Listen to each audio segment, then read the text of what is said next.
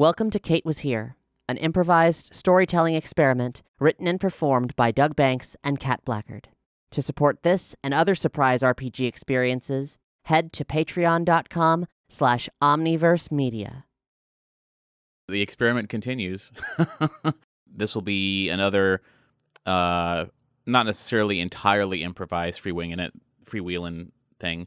But there were parts of it, again, that the lesson I keep learning over and over again is, I have the story laid out, but I'm not sure, there's something missing. I kept telling you, I feel like I'm almost ready. I just got to figure out one last thing. But then it's always like, oh, that's right. The one last thing is the player who's playing the game. Like, I can't, the whole point can't of plan this, for that. Yeah, the whole point of this was to do, Kate's gonna zig when you think she's gonna zag. Last I knew, I saw a post-apocalyptic DeLorean being driven by the leader of the Bullets, which is crazy. Eli, that is his name. That's bad. That's so bad, and I'm so mad about that whole thing. Like, because the implications of it are ludicrous. Yeah. So, we'll have to see if we discover again. There's some. I remember when you said, and I left 2016, and there's all these plot threads here, and I'm like, yeah, and you could either go back or never go back. It's all things are happening in all time periods. So whatever. But I want to get 100% completion. Whatever you choose to devote your time to is wherever we're taking this. So I guess with that, I mean, you ready to begin? We're ready to dive in. Yep. So we left off on what was supposed to be Thursday, November 22nd, 2046, which is would be Thanksgiving if things weren't completely gone to shit. You are in this shanty town inside the ravine. The army was laid out there. They gave everyone 1 hour. Eli yelled, "All right, Ava, you got 1 hour to vacate, or we're going to burn it down." And Ava had looked to you, saw the two DeLoreans, and is freaking out. And she pulled a gun out and is like, "I want some answers right now." So right now, you, Doc, Jimmy, older Jimmy, and Ava are like up on the parapets, up on the gangplanks, like up overlooking the army, like still safe behind the walls, with the wind blowing up there and everything. And the townspeople are struggling around trying to get to like batten down the hatches and get to find some cover, some kind of safety. But people are starting to freak out because of this 1 hour warning. She's not like aiming the gun in your face or nothing, but she's she's holding this gun, and it's just like, can you explain this? Can you explain? You're not with the Bullets, but yet I'm seeing the Bullets have this car over here, and you have a car over here. They look identical to me. What's the story? Only answer I've got for you is time travel, and I don't know how, but I do sure as hell want to fix it. If that dude out there has our time vehicle, then one good thing is he clearly doesn't know what it is. But I do not know why he has one. But if we can fix our time vehicle, we can stop that from ever happening. And Jimmy is just he seems to appreciate how astronomically impossible it would be for two identical looking things. And he's just like, Ava, look, it even has an old fusion device mounted to the back. This can't be a coincidence. There's no way that even if they were with the Bullets, they couldn't find two of these. This is impossible. And Ava still seems like frustrated by this and is feeling kind of unsure of this. And she's like, okay, then what do you recommend that we do? How are we supposed to repair your magical time machine? You want to wait before or after the battle, honey? Because there's really we don't really have the time to fix your problem when they're at our gates right now. Yeah, but our problem can fix all of the problems. Do you have any sources of electricity? Do you have anything that has the 1.21 gigawatts of energy? She says, what the hell is a gigawatt? I'm not sure, Doc. He says, it's frankly, it's a lot of power. But but the question remains: do you have any kind of power source, something that we could harness and perhaps use to activate the time circuits on this? She goes, okay, look, we only have a couple of things of power source. One of them, the main source of power we have, is up here, and she's going to point, and up on the top of the ravine, just sort of like up. You go, your glance goes up the ravine walls, and sitting at the top of the ravine, sort of on the top side where not where a train would be, but where you see these old cement pillars that look sort of T-shaped, but in a kind that you're unfamiliar with. Like you, at first glance, you're like, oh, is that part of like maybe like a highway like overpass or something? But it's much bigger than a highway overpass, and it looks like maybe it was used to hold tubes or a hover stasis field of some kind for a train to go through, or just a large public transport. Something from the future that is now ruined. Yeah. And but next to that is a wind turbine that's just as tall, and it looks beaten to hell, but it is spinning nice and at a pretty steady rate. And you see that there's a cable that lines the ravine like wall that sort of goes up, disappears into the wall, and then there's like a small little shack. You can barely see it because your perspective is like so low, but you can see the roof of like a small shack at the base of this wind turbine. And she says, and Eli knows that we're using that, so I suspect that there's going to be people up there, or if they're not there already, and we're probably going to lose power. So how much juice is that pulling in? I couldn't tell you. Jimmy has a better idea, and Jimmy will spout off some numbers. You've seen, like, it's going to sound like, I'll say that it sounds like it could be a good amount. He says if you want to recharge some of the things here, I mean, really, why do we even? He's like, Ava and Kate, why are you asking me about the output power of a wind turbine when you have a Mr. Fusion on the back of this car? Well, out of character, I thought that was dead. No. The time circuits are damaged and the engine block is down. Oh, but the Mr. Fusion. Sorry. Mr. Fusion seems to be in working order. This is just me not remembering everything from last time we played and creating a superfluous conversation that didn't need to happen. It's not superfluous because I mean he's pointing out he's like he says the problem with the Mr. Fusion is this is a home device, so we couldn't like run an entire village off of it. We couldn't run the entire town off of it.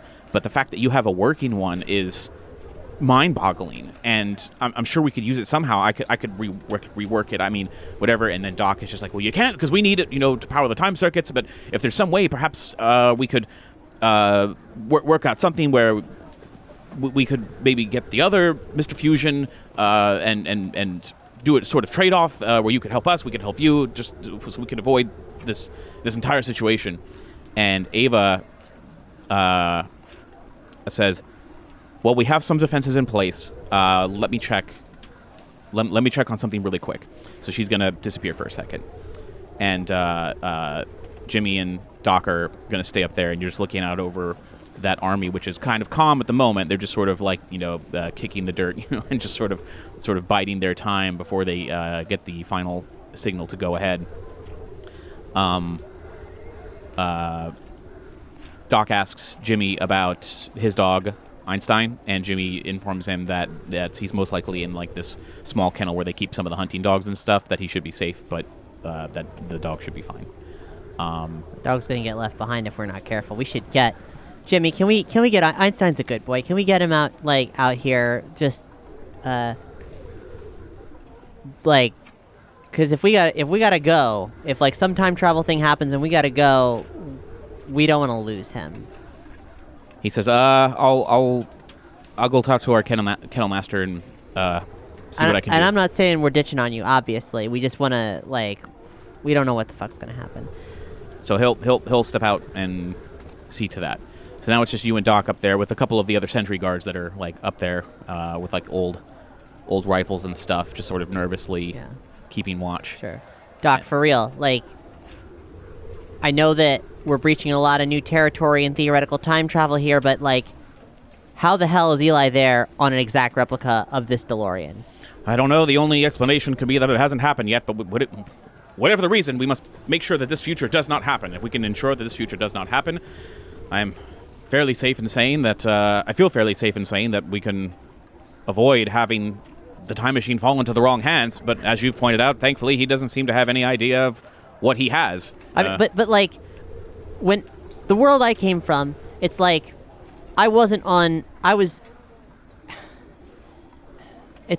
so Marty was on the crest of the wave. As far as we know, he was the first time traveler ever, right? But in my world, I was the first time traveler ever, but I was just being sort of, but I was being crushed under the curl of this other wave. These other events have been set into place. But now this is a terrible metaphor. It's falling apart. But now I'm cresting the wave. But if we're not being defined by someone else's time travel, then how the hell could there be? Does this mean that we're echoes too of something else that's happened? Is that the only way that can be there? I don't know. Unless I got a closer look at the time vehicle itself, I could probably date it to see how long it's been here, or if I could see the time circuits, I could see the last time departed and form some sort of hypothesis on where it came from and who was driving it last. How far away is that car, Doug? Well, if you're on top of like the ramparts, sort of like looking down on it, I mean, it's got to be like half a football field away at least. Right. I need my camera. Where's my stuff? Probably in the DeLorean. Okay. If I can move without the guards like stopping me, is that happening? That seems to be okay. Yeah. Okay. I'm gonna go get my camera and use like the most intense zoom. Okay. I can say you can go back to the junkyard area where all the other vehicles are. And like we did so many. I'm so confused. I apologize for how like I should have re-listened to everything, but like really you really didn't buy much of anything except for a comfortable pair of like hiking boots and like comfortable clothes, but you didn't end up buying any camera equipment. Okay. So I've got my yeah. Well, you have a 2016. Well, you have a futuristic 2016 mobile device, I believe. That's true. Let me pinch and zoom and even if that's a thing and see how far I can get it. You can, but it doesn't. It seems that if you had a zoom camera on, like a zoom lens, it probably could do better. Okay. Also considering that you were a photographer, you had a good variety. So you can get back to the DeLorean. You go and you search through. You got your bag there. Yeah. So you got the bag with the hoverboard in it. You've got some of the other clothes, and yeah, you do have your cameras are still there. You can get the zoom, and you have your 2016. I believe you still. I'm pretty sure you did buy a 2016 mobile device, so so you have that as well. Okay, groovy. I'm gonna head back to that vantage point and see if I can get any kind of details on like Eli and all that stuff, like to scout that, because maybe there's something Doc and I can see that no one else is going to see or notice or understand. Sure, you can take a look. I'll say you can head back up there and get the lens mounted and take a look. So you get a really nice close-up look at the DeLorean here. You, as before, you did notice it has like. Do I need to roll for this? No, this is not a difficult thing. You're just looking through the thing. And there's no chance for you to fail with you can only observe what's facing you, so you're not like trying to sneak around it or something. But yeah, it looks like that they've modified the engine a bit. Like there's that engine Mad Max style poking out of the top hood of the DeLorean. It does have like a large junkyard grill mounted to the front, so it could be almost like a makeshift battering ram, not to like go through a wall net per se, but more of like hitting other vehicles. There's a couple of spikes mounted around like the sides and near the rear tires, so no one could like ram into it. It does have a couple of like lights mounted on the top, so it could probably drive at night, because probably the front headlights, it's insinuating the front headlights may not work, or if they do, you just want to have more power, like more lights just like looking around when it's driving at night. It does have a Mr. Fusion mounted on the back. Looks dirty as hell. Like the whole car looks really dirty, like it's been here for a while. Right. Do the engine modifications indicate that it was also harpooned, that it's somehow a replica of exactly what we have? It would be impossible to tell that, because this engine is taking up so much space on the hood of it that where the harpoon came through would be covered by this engine if it was indeed the same. Okay. Well, I learned nothing. A lot of time, learned nothing. Great. I mean, but by all other accounts, this looks, I mean, it looks identical. Yeah. Just looks a more gunked up, dirty version of what you currently have. Okay. And how impossible to repair were the time circuits? Like, if you ask Doc, he would say, he says, Well, strangely enough, I think the best chance of fixing it quickly would be to get the time circuits out of that DeLorean and use whatever parts work on both to combine a new version. Other than that, if I was working with just this one alone, I'd have to get a closer look at it. I'm just taking the word of Jimmy and saying that the engine block has a crack through it, but that's repairable, I suppose, with the tools that they have. But I'd have to look at the circuitry of the time circuits. I'd have to see if there's serious damage, moderate damage, or... I mean, no one's stopping us. Let's... Well, we can go take a look. So they head over, well, rather, Doc heads over with you, and, approaches the vehicle, and he's, lamenting the hole that's in it, but that's already, like, a whole other problem. He's going to open the door, and he's going to climb in and just start looking under, like, where the circuitry would be, like, under the dash, Yeah. He says, well, at first glance, this is looking all right. It's looking normal. He's going to try and turn the time circuits on, but they're coming up, like, blank and flickery a little bit, and so it does look like there's something out of whack with it, for sure. So, turn it off and just say, it says, I think my best bet is I'm going to have to start taking this apart, and that will be a very delicate process. I know we're running low on time with Eli out at the gate. If I take this apart now and things get serious here, I wouldn't be able to put it back together in time for us to safely get out of here. I think if I was working with Jimmy on this, we could get it done faster. We would have a better chance of it, but until I can get some tools to actually take this apart and look at the insides, I can't begin to assess how serious the damage is. Right. Do I still have other Kate's memories, and am I getting any other, like, feedback from that Little bits process? here and there. Like, Little bits here and more there. is coming in? More is coming in. Oh, gosh. Just a little. It's not like you remember childhood vacations with Mom that you took before, like your normal memory would be. Yeah. But you also remember a version where your brother Kyron is there, and just how different it was. But you're retaining both versions. Like, so you have both versions of it in your head. But it seems to be slowly going, like, catching up your life, like at a pretty slow rate, because really it was just this morning when you discovered that there was Kyron, and you only had the memories of, like, infant, like small toddler memories of having an older brother. But now you're getting to, like, like you're 7 or 8 years old, and you're starting to remember that those early things, school projects and whatnot. Okay. Well, shit. All right. I see. I go up between, like, whatever space there is between where the DeLorean is and where we were. Seeing if I see Jimmy with Einstein, ideally, and I can, like, be like, hey, we're trying to fix this. Maybe there's a chance you can help Doc. I'm not sure. I'll say Jimmy will find you, and Okay. and he'll bring Einstein, and Einstein will happily come up to Doc, just and he's just like, hey boy, and he just pets him and tries to calm him down, and Einstein seems fine, but so Jimmy says, look, I'm willing to help you, sure. But we need to see what Ava suggests we do. We may have to abandon town.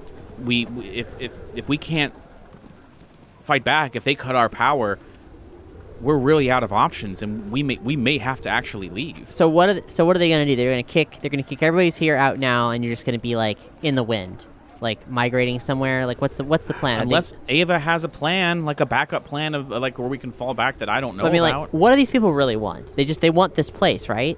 Well, yeah, they down here in the ravine, we're out of the way of some of the strong trash storms and some of the, like, the solar winds and everything. Like, we're able to cultivate some food. We're able to actually grow things down here.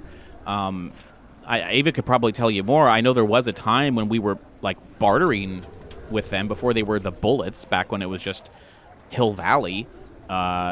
Before Eli and, like, the gang took over, but it just they just wanted more and more, and one day Ava said no, and and that was maybe a year ago. It's almost like you're like, oh yeah, like A Bug's Life.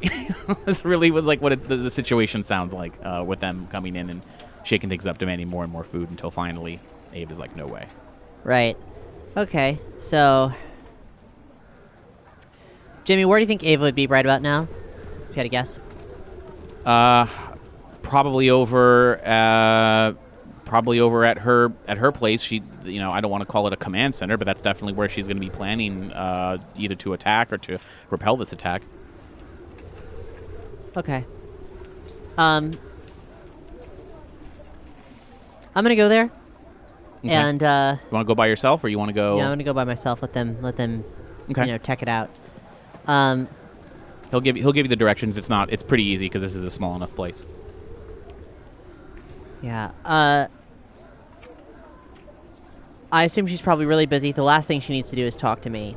I'll say that if you go to her place, it's like there's like a tarp that acts as a door for her. She has no swinging door, but you can hear that she's in there talking with a few other people, and there's like they're pouring over like printouts of looks like a map of Hill Valley, and she has some sort of computer device, electronic device.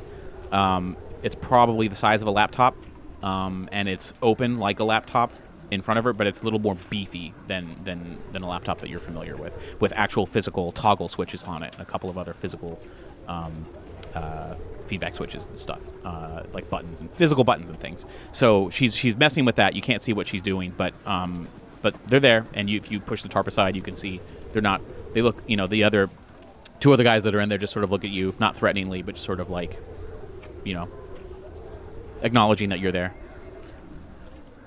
Ava, not to interrupt this undoubtedly extremely important thing you're doing, but I want to kick Eli's ass. I'm a very good shot, and I once fired a death ray. Do you have any death rays, like things that we could use the Mr. Fusion to like make a death ray out of, like some kind of particle beams? She's gonna close the little screen that's on the thing, and she's just kind of like, oh, okay.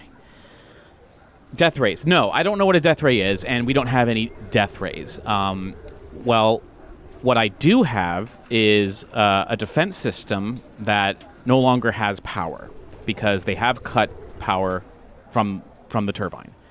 Well, why didn't you say so? We can fix that. So, what I'm suggesting is I need to find a way to reconnect the power to the turbine and take out whoever is up there and allow me to remote activate down from here the defense system that I have. And I feel like the less I say about it right now, the better. Sure. But is it possible that you could get that juice from our Mr. Fusion instead of having to go through this whole rigmarole with, taking out whatever posse's up on the turbine? Not for the way this defense system works. I will only say that it involves a radio signal. And if the radio signal is not powered to the radio antenna up at the wind turbine, it's not going to work. Okay. What's it going to take to get somebody to sneak in there? I'm very small. So she's gonna fold her arms and think for a second. She's gonna say, "Listen, Kate, I appreciate that you want to help, but I'm not sure how good you're going to be in a fight against some of the bullets, and I also don't want to risk a lot of my own men. We need as many people on the wall here as we can get. But there is one person who, frankly, is disposable, and he came in as a drifter.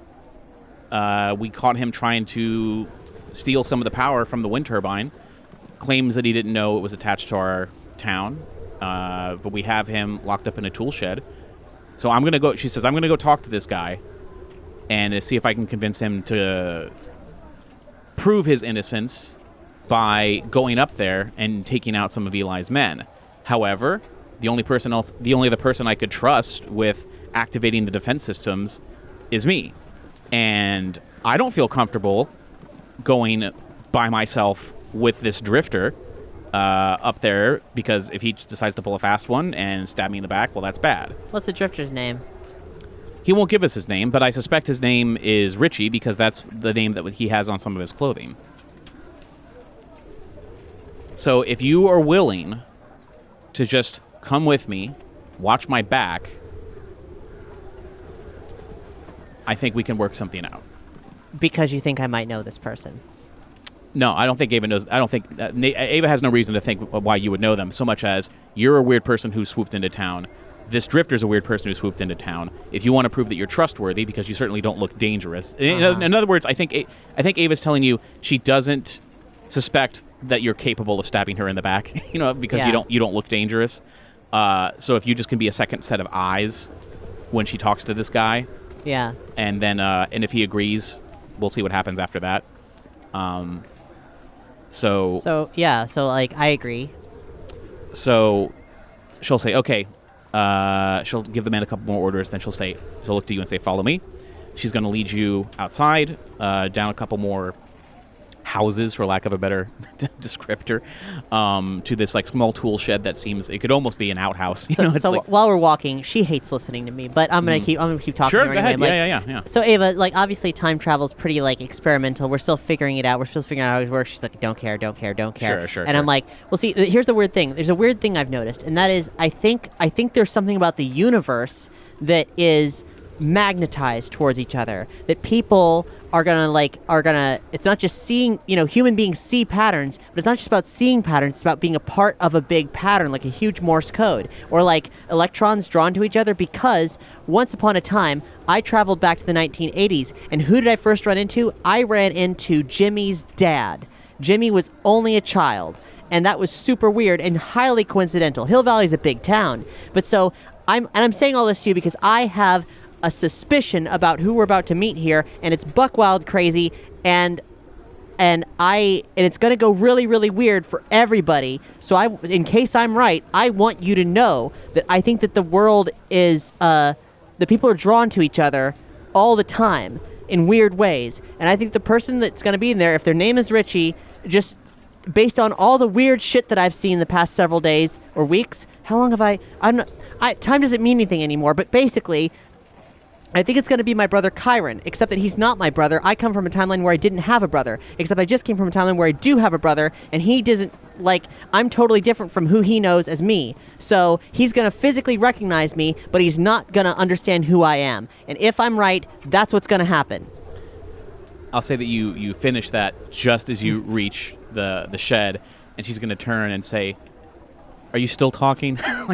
I stopped listening a few paces Ava, after we got out. I was only ranting for your benefit, so... Look, I understand. Time travel's a complicated business, and people are drawn to each other, and the mysteries of the universe, right? Well, let's solve the mystery here and now of how the fuck we're going to survive this. Can you get your head on straight so you can figure out how we're not all about to die a fiery, terrible death by the bullets? That's all I care about right now. I eat fiery, terrible deaths for breakfast, I say, and I walk into the room. Yeah. So... But as you try to step past her, she's going to firmly put a hand on your shoulder and just be like, hey, I think let me go first. We don't trust this guy. So she's going to step in. She gives you a serious look, not like anger at you, but rather like, hey, for real, like, just relax. Kate's developed some really intense nihilism. So she'll unlock the door and can get you're inside. And it's just a small little. It's not like an out. It's not shaped. It's not as compared it to an outhouse in the sense that it's farther away from the town. It's not. I mean, it's just a stone's throw. But the size of it is probably like a tool shed. And I guess you could park a car in there. It'd be a tight fit to park a car in there, but it's about that big. And they have this guy. He has a leg shackle on one of his feet, on one of his ankles, and it's like to the floor, like in the center of the room. And his face is really dirty. He's wearing a black leather jacket. He's wearing just dark clothes, and he looks a little emaciated. He has kind of like long, kind of punkish hair falling down over like the side of his face. Stubble, like he hasn't shaved in a while. But as you're looking at him, this is a younger man, probably in his mid-20s. Okay. And he looks to be like Asian American. Definitely of an Asian ethnicity. And well, hey, I'm wrong. Awesome.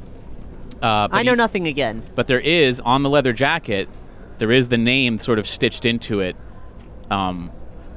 which says Richie. It is like stitched in there, like and like small gray font, really kind of classy, just sort of stitched in there right on the front, on the front, like left breast there.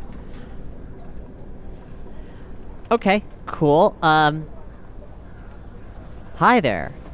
We got a big problem. You want to help out? He kind of like looks and he's like, I have my own problem here right now, thanks. And he's like motions to the shackles like on his leg. Yeah, that's easy. Let's solve that problem and then we'll solve the bigger problem. All right, what do you want? Let Ava explain. Ava says, she says, okay, look. The bullets are here. They want to chase us out. They've cut power to one of our wind turbines, the one that we caught you stealing power out of. I know your bike is still up there. I know you were doing something up there. Whether or not you were prepping it for the bullets to have an easier job of cutting the power, I don't know. But this is a chance to sort of prove your innocence. If you can lead me up there, reconnect the power, I can reestablish a link to our radio antenna, and I can activate what little defenses that we have to repel this attack. And if you do that, maybe we can help you out. And he just thinks, he's like, So, reconnect the power. You get me the juice for my bike, and then I'm gone. She goes, if that's the terms that you're willing to accept, I think we can make it work.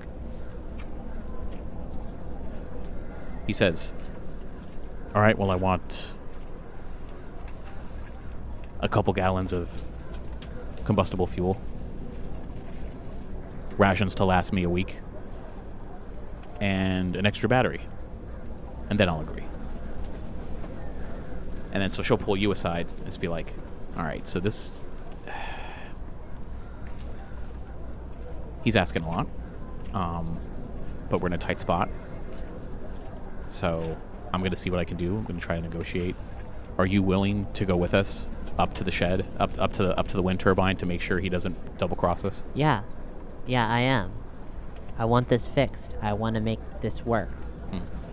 So okay, so she'll turn back to this guy and say, all right, I can give you 3 days worth of rations, 1 gallon of combustible fuel. I can fill your battery on your bike, and I can give you a backup battery. And then and in response, he just lifts his leg with the chain on it and motions with his hand of like, all right, cut me loose sort of thing. So she'll get the key out, she'll unlock it, chains will fall, he'll stand up and just kind of stretch and just kind of, like move his arms around, and he just kind of like shakes the dust off of him, and as he's turning about, just sort of like getting his legs back because he's been there for like probably a few days.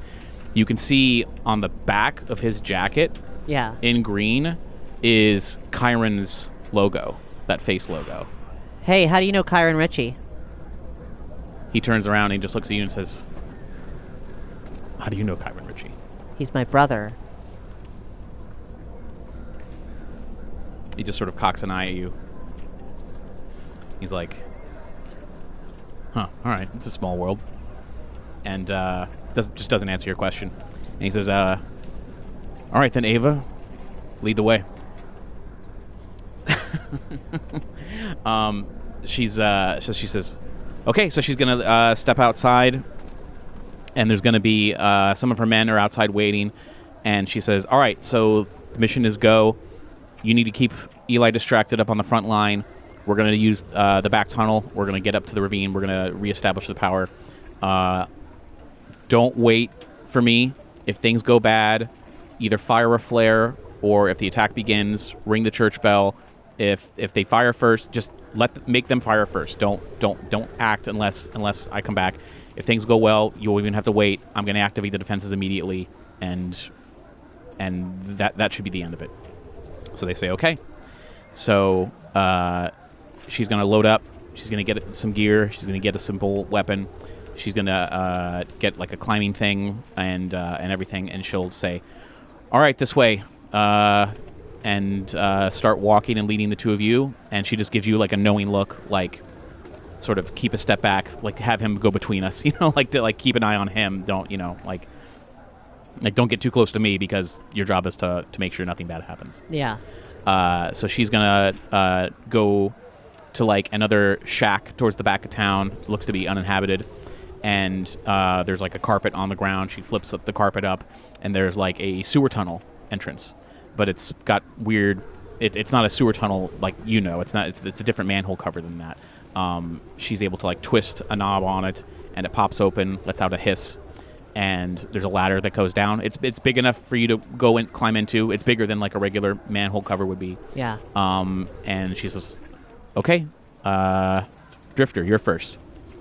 So he just climbs down into the darkness. She activates like a little shoulder lamp that she has on her, and she goes down after him. And then you can enter right after her. You find yourselves inside like an old sewer system, except it's not like for water and for junk. It almost looks like electrical cables and stuff would be down here. So it's more dry than like a sewer would be. Gotcha. But definitely maintenance for humans to like walk through and do things.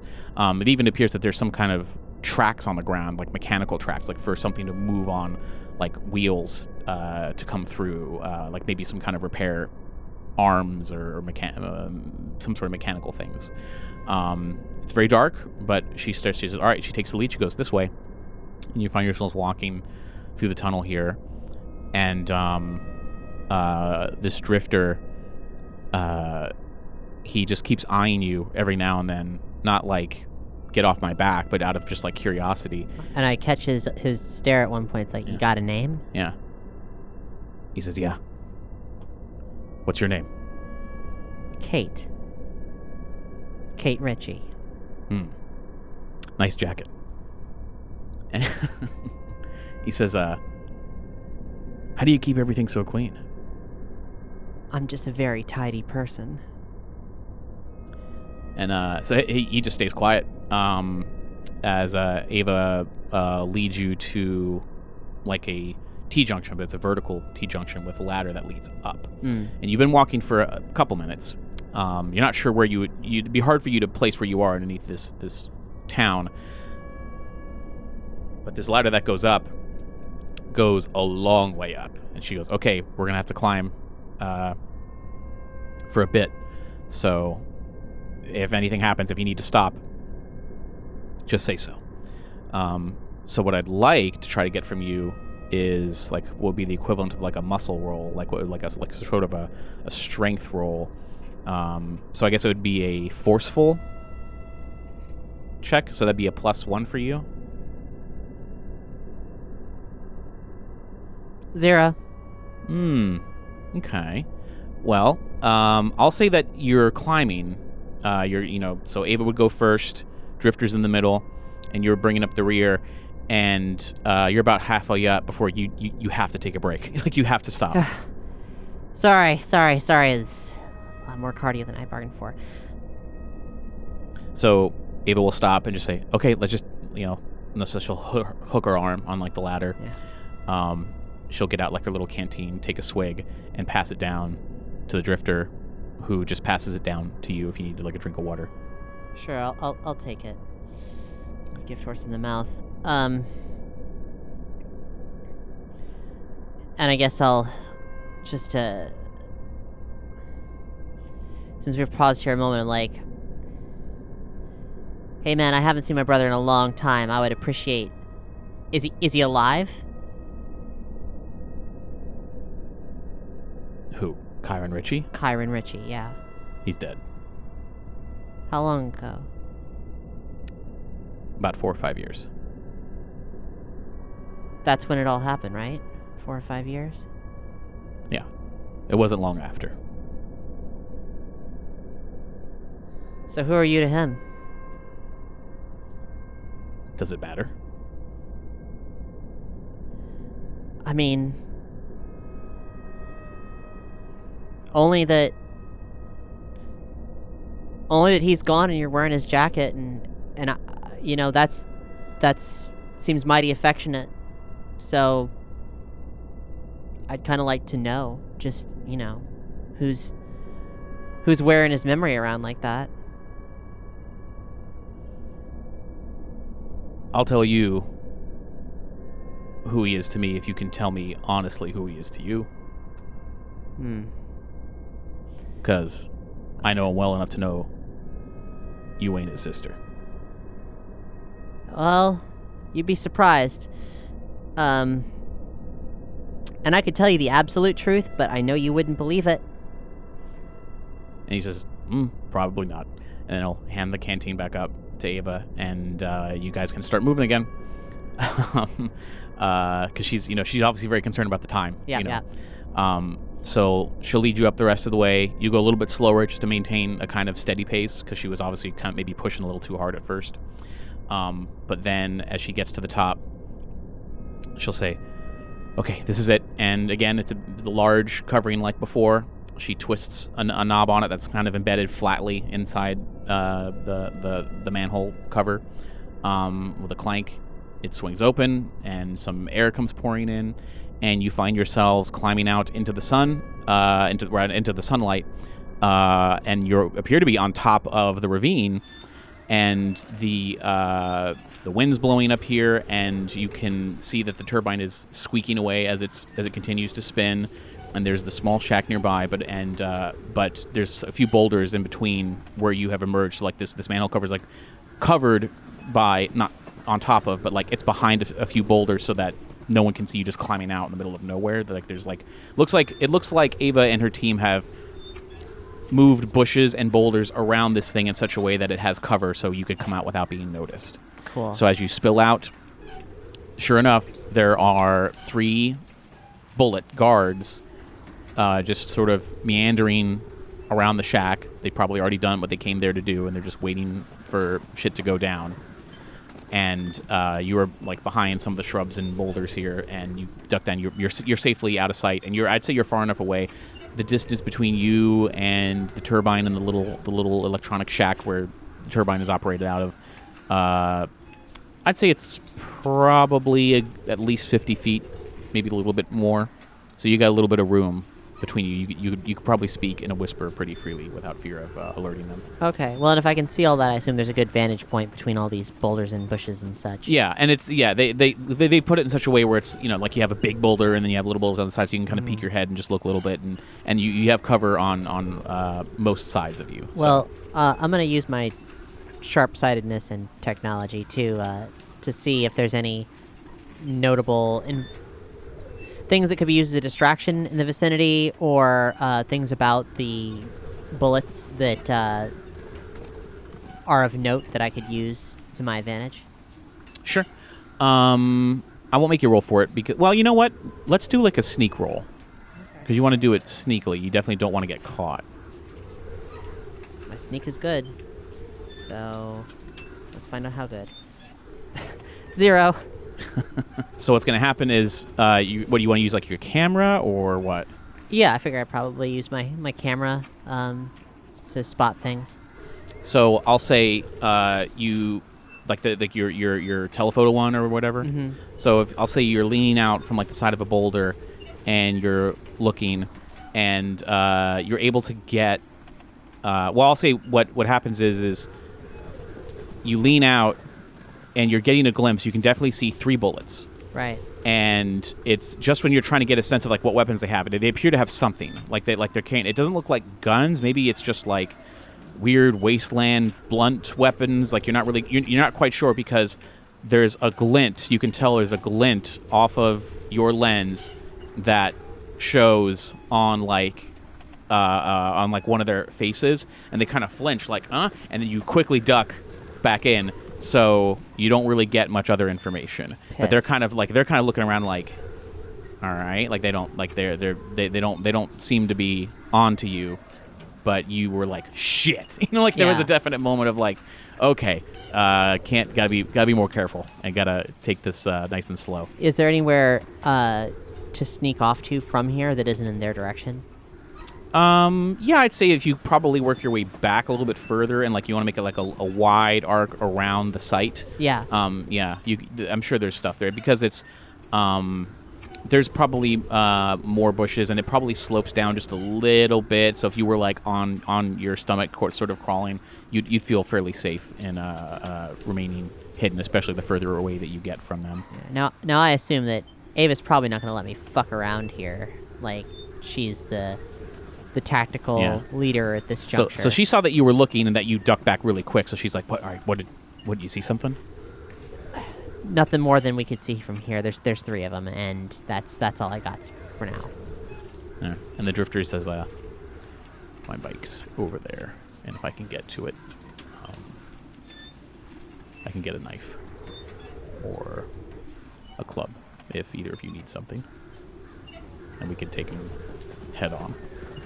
I can distract. I'm pretty confident." And Ava is like, or we can try to separate them, lure them up. I don't know about a full frontal thing, because if one of them pops a shot off, Eli's going to know something's up. Yeah. Well, there's 2 of you. But there's 3 of us. 3 of them.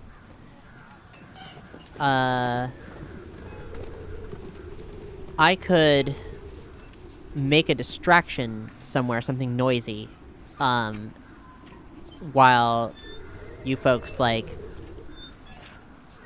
take them while they're caught off guard, or grab your stuff and knife them, or whatever it is you gotta do.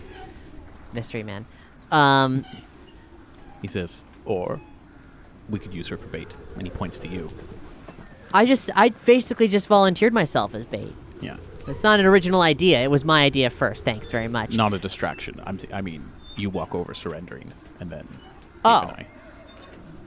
I mean, yeah, if you just want me to be a loudmouth, I'm good at that. Ask Ava. She's a big fan.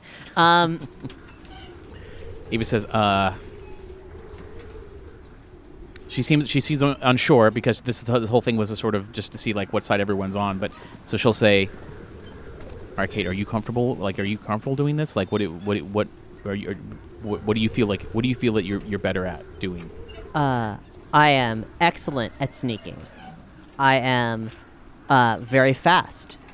So those are some of my strongest suits. I think I'm better at creating a distraction, but also I don't exist. So and Drifter like looks at you strangely, and Ava just sort of shakes her head like, "All right." She goes, "Okay, then see if you can get them as far away from the shack here as possible, and we can try and get them from behind, and before they know what's happened, hopefully we can just take them out really fast." All right. What kind of buildings we got in the vicinity here? You mentioned Buildings? a church. Yeah, you said something about Doug said something about a church. At some point, some church bell or something like that is a signal. Oh, that's down in the town. Down in the town. Yeah. Okay. You're up at the top. So of the there's nothing ravine. here but the shack. There's nothing. Well, the shack, and then some of the pillars that were holding whatever large moving objects were here before. There is like suburban houses and stuff. A little further away, it'd be a good hike. It'd be like Oh, it's not, yeah, no. like to use the football example of like it's like probably a football field or 2 football fields away. Yeah, I'm just thinking like objects, obstacles, like immediate things. Okay, so I'm gonna do it. What's the terrain like then? Like, is it sneakable, or is it all just broad, flat? It's bullshit? pretty rocky dirt, with like shrubs and bushes and stuff, like all burnt out, kind of old, and Cool. So not a lot of cover. But if you crawled on your stomach, you could probably hide for a little while until you pop up. Yeah, I'm gonna go out so it looks like I've just shown up. Yeah. And I'm gonna do that. I'm gonna just like show up. I'm gonna have my camera out,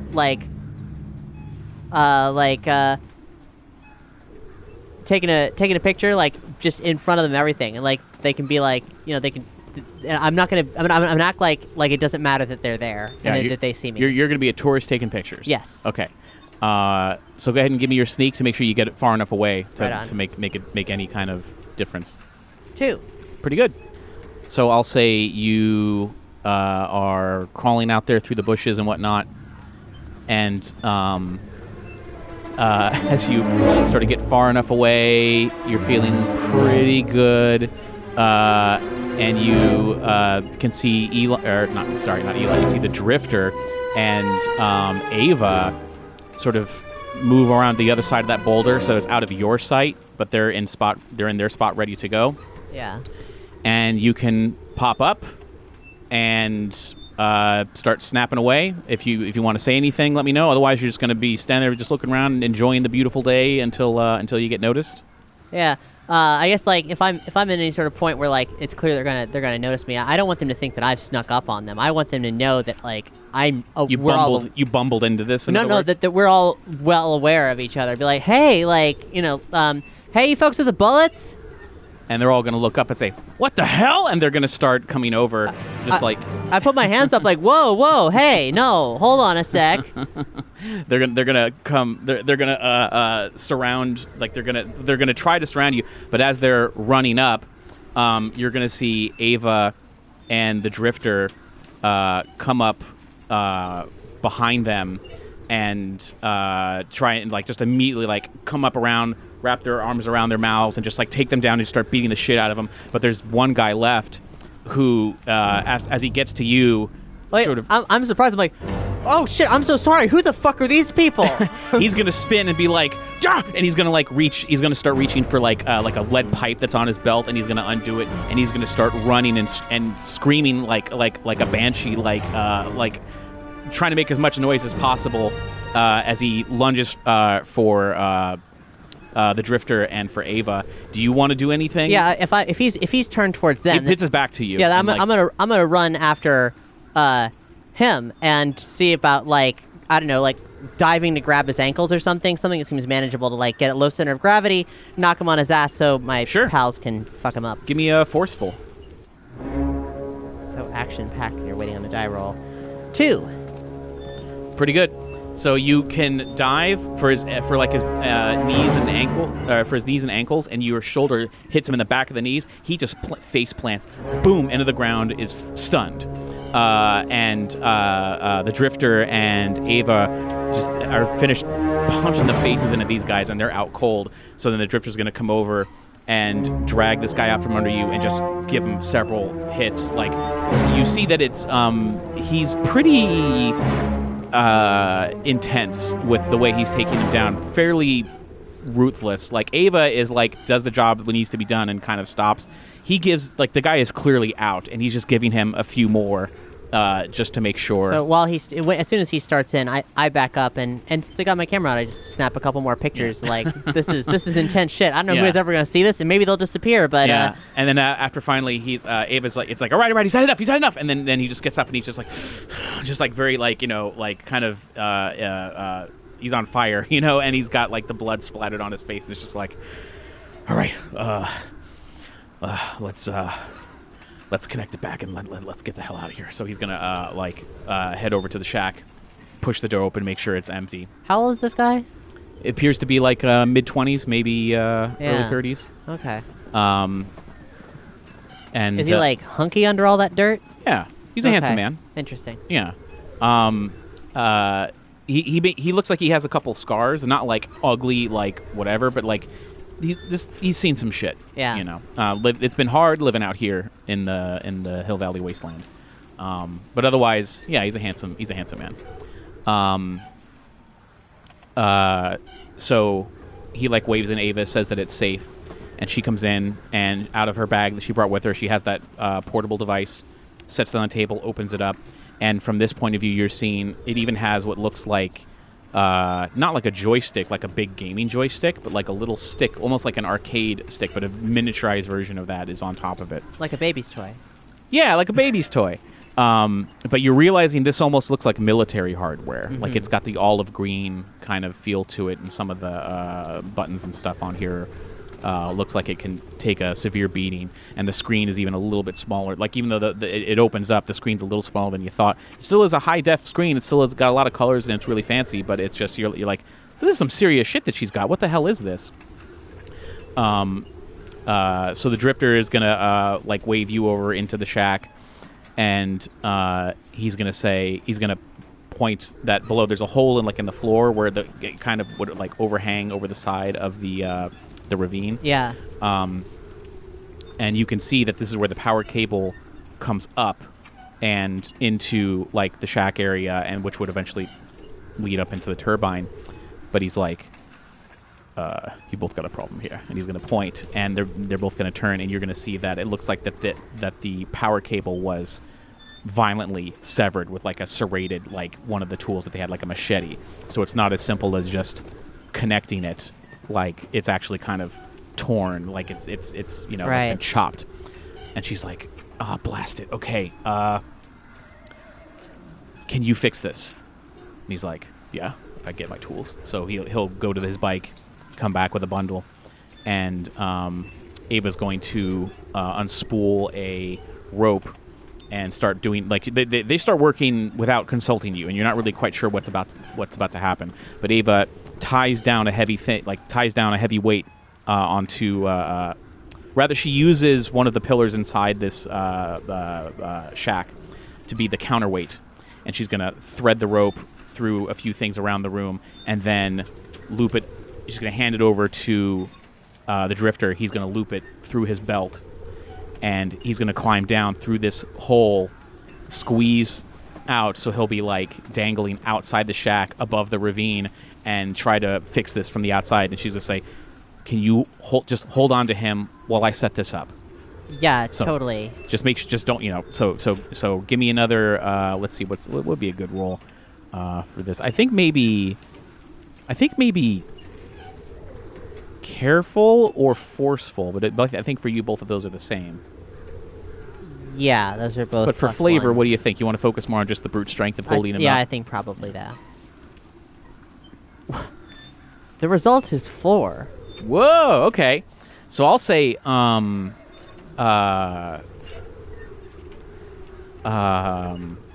happens is, so the drifter, he's like he's dangling out there, and he's got like his tools around his shoulder, and he starts cutting, like whittling away at the cable to sort of get like a flat version of it. And he's going to pull down the other part of the cable that leads up into the turbine. He's going to have them kind of meet, and he's going to pull out some, looks like some strange tape that you've never seen. It's not like duct tape or electrical tape. It's kind of like electrical tape in that it's smooth. Like there's no ridges. It's not woven. But you don't see any adhesive on the other side either. It's almost like plumber tape, where you like wrap it around a pipe. But it's so you can't tell which side's sticky, which side isn't, and it's just really smooth and black. But he starts wrapping it around, almost as like a silk ribbon, but it's fat and very thick. And he starts wrapping it around. And as he's bringing it together, and he's gonna like try and finish wrapping this thing around, he goes to like reach to finally like make this final connection to do another wrapping around it, but his foot slips off of like the ravine wall, and he drops some of his tools, and they go clattering, and he kind of loses himself, but your strength holds on to him, so instead of him like actually falling, you got him. And he just kind of looks at you like, okay. But he's otherwise done. He's gonna climb back inside and say, all right, I think you're good to go. And Ava's going to hook in her little laptop thing into the power thing here. It's going to power, you see that like a little battery bar is going to fill up on the screen, and you're getting like satellite view, and this is getting kind of strange. And she says, okay. And you can see that she's like doing some typing on the computer, and she says,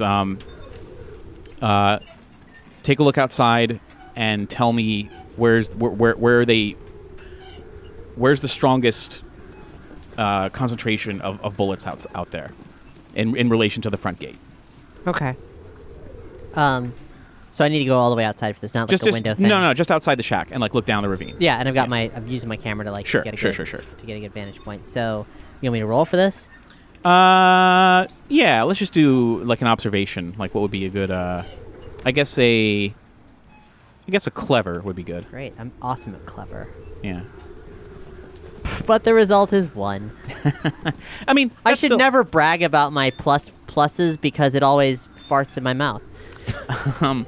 I'll say that you can see there's definitely the DeLorean at the front, but it looks like the largest conglomeration is kind of in the middle and even towards the back. So sort of like the back third is definitely where the largest of them are. And it appears to be that most of them are just on foot, whereas horses and some of the other vehicles are up at the front kind of making a show of things. And you're sort of realizing that they put all their fanciest stuff up front. So as impressive and as scary as it was, you're seeing sort of like from a top view, it's like, oh, yeah, I mean, they are technically an army, but it's not quite as overwhelming as it may have first appeared. They're just really good at showing off.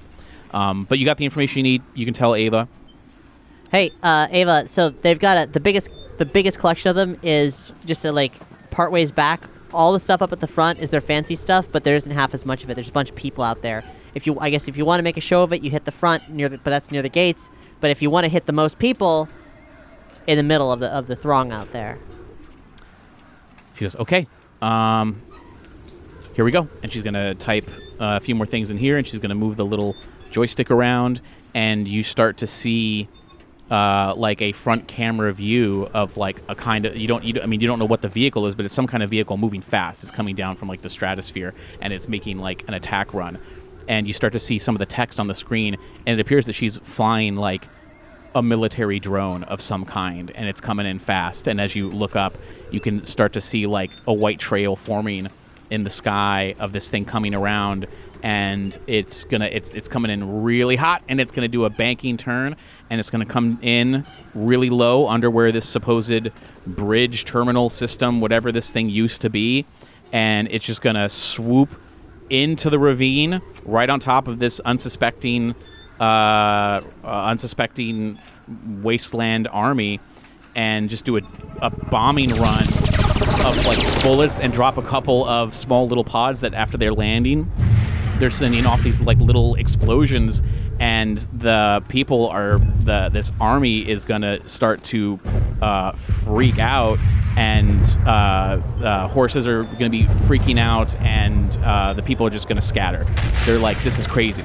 And this thing is this drone is gonna come around again, do another attack run. Same thing, other way, and it goes out the opposite way when it originally came. It's back up into the sky again, and some of the vehicles explode, and just leaving the charred vehicle remains. Horses are gone at this point. Everyone starts to leave. Eli on top of his DeLorean. The horses are pulling the DeLorean out of the ravine. And I've been filming all this on my phone. Yeah, and it's pretty crazy. And they're all leaving. They're all leaving really quickly. Definitely intimidated by a flying military drone. After a minute or so, these explosions die down because it's the drone is gone, appears to have left, and that army is gone, and you're on top of the ravine, and they're headed back in towards where the direction is back towards Hill Valley. So Ava then steps out of the shack, sighs, and just takes a look at the town, and is just like, oh my god, okay. And it just like kind of collapses emotionally from the strain, and says, all right, I don't know what to do now, and I worry that that's not enough, and they're going to come back. Can you do that again? No. That was our one shot. Do they know you can't do that again? I don't think so. They have no reason. They didn't know we had this. Half the people in our town don't know that I had access to this. But this was my one shot because we don't have this was a military drone that I hacked into, and it only had one payload left, and unless there was a way we could stumble across an unused drone supply line or something that we could reload it with, it's just not going to happen. And even then, I wouldn't know of a good place to land it and have it take off and refuel it, and the upkeep of it. It was up there for a couple years, just basically flying on low power mode on solar energy. But to do another attack run like this, it's just not possible. Well, I mean, if you can get somebody, I mean, in theory, if it can drop bombs, it could also drop somebody behind enemy lines if you ever needed that. I mean, like, to kick Eli's ass, once again, preemptively. we'd have to load it. We'd have to have it land Sure, somewhere and load sure. it, but that's another situation. That is another thing entirely. Look, I mean, like, the very least, like, this, you're dealing with some terrible problems, and if Doc and I can get our machine back together, then we can help solve those problems big time. She'll say, "Okay, I mean, you both kept up your ends of the deal. Let's head back into town and see what we can do. Thank you both." And I wasn't sure how this was going to go, but and Ava, you kicked ass. This is fucking amazing. You saved your town. It's not over yet. And she's like, "Thank you, but it's not over yet."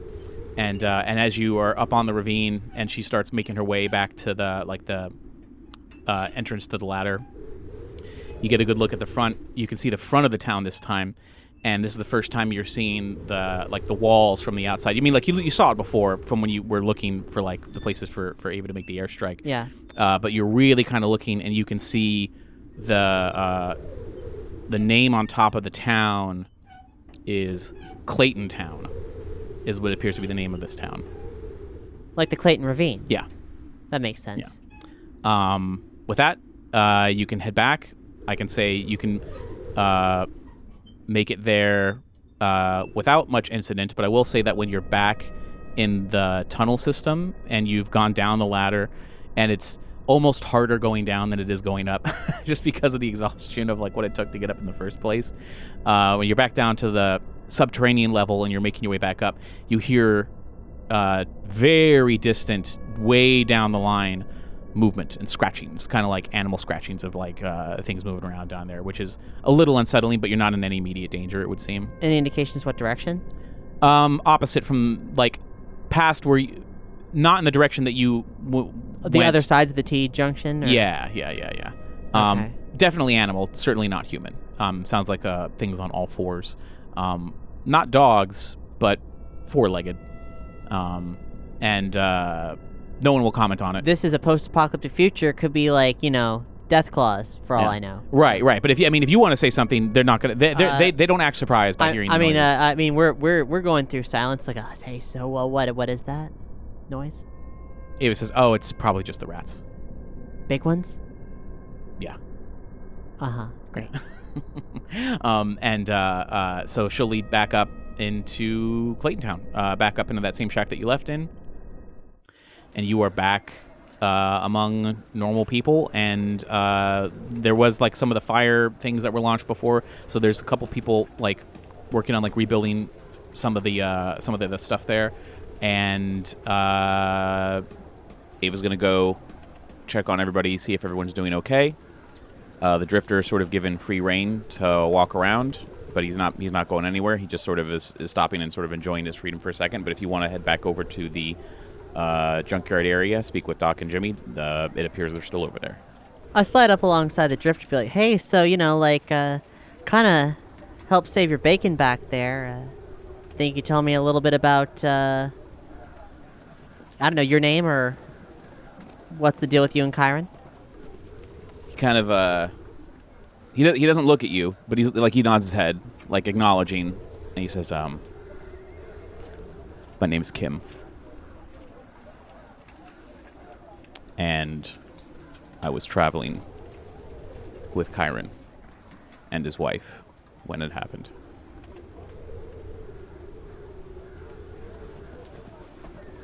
That's brutal, Kim. Thank you for sharing that with me. Everything I told you is true, but I'm a time traveler. What, you from the future? I'm from the past. And this is the future, and maybe we'll change it, but yeah. Kate Ritchie, nice to meet you. Don't know if we met before, but it wasn't the same me. It's a different me. Time travel's weird. I walk off. Okay. He watches you go, and before you get too far away, this is Kate. if you're from the past, you have any refresher sticks on you? That's a complicated question. I do have a joint. Is that what a refresher stick is? Wait, what is? No. Okay, sorry. What is a refresher stick? It's you breathe it in, you put it in the it's like the old vaporizers. You Okay. can either chew it or you can put it inside. I'm sorry, I'm not from that timeline. All right, just checking. Sorry. Fuck it, these are hard conversations. He like when he asked you and you turned and you had like a moment of hesitation, he looked a little bit hopeful. And I will say that when you say, you know what, different timeline, whatever, I'll say that he kind of smirks, not in a smart ass way, but he smirks in a way that it was foolish to ask. You're getting the sense that maybe it was kind of like a shot in the dark of like how rare something might be, that this is a luxury item that perhaps would be at some point in the past before everything went boom, but maybe even after the point of which, Right. you would ever. But I will say one interesting thing. Can you give me, is there like an observance roll? I know we've been playing this game, but like, I'm trying to think of a good... I got clever, careful, flashy, forceful, quick, sneaky, and then I have stunts that pertain... I have a, Give me a, give me just a baseline... you know what? Just give me a flat roll. Just like whatever. Just give me the 4. Just give me a flat roll. You wanted a flat roll? The result is 0. Okay. I'll say there is something about the way he smirks that is familiar. And it's very, very strange. You're kind of like you know him, but you clearly don't know him. But there's something like maybe like a weird memory bubbling up or something. You really don't know. But there is something going on where you're like, something about him is oddly familiar, but you cannot place it. And it bugs you. That's the thing with that kind of result. But yeah, if you're off, you want to go talk to Doc. Yeah, see what's up. Thanks for listening to Kate Was Here. To support this and other surprise RPG experiences, head to patreon.com/omniverse media.